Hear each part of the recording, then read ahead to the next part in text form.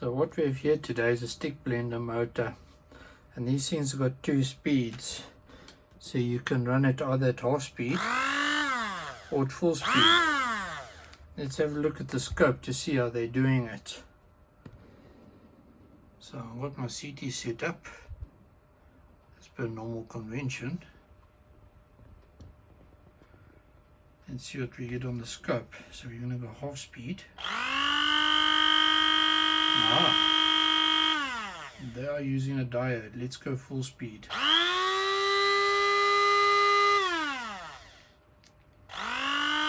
half speed. You can clearly see the commutation pulses because it's a universal motor in there. It's a brush motor. You can clearly see the pulses on the scope there. So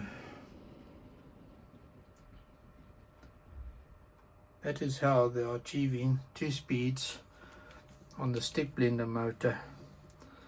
Now there's no obvious way regarding how one disassembles this, so I'm not going to try because I intend to keep this in working order.